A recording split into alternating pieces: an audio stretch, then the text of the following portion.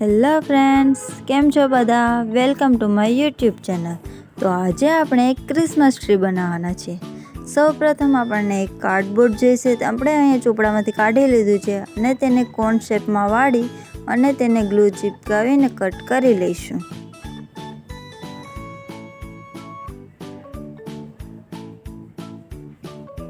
હવે આપણે એક ગ્રીન પેપર જોઈશે.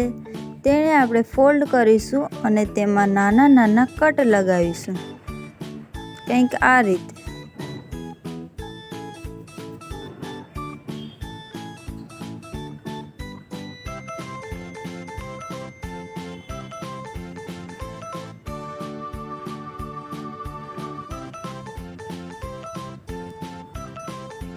કટ લગાવ્યા બાદ આપણે તેમને ખોલીશું અને કેંચી વડે તેમને આપણે ફોલ્ડ કરીશું.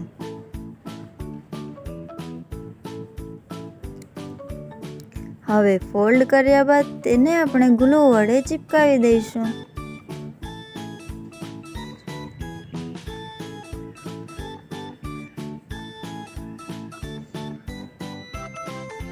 આવી જ રીતે આપણે કરતા જઈશું.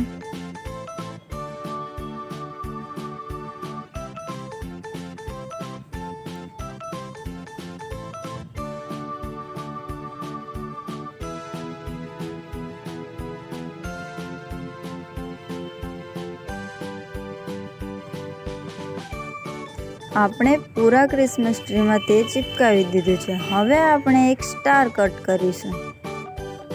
હવે તેને આપણે ગ્લુ વડે ચિપકાવી દઈશું. હવે આપણે એક કાર્ડબોર્ડ જોઈશે અને તેના આ શેપમાં કટ કરી લઈશું. કંઈક કલર જોઈશે અને તેના પર આપણે હવે કલર કરીશું.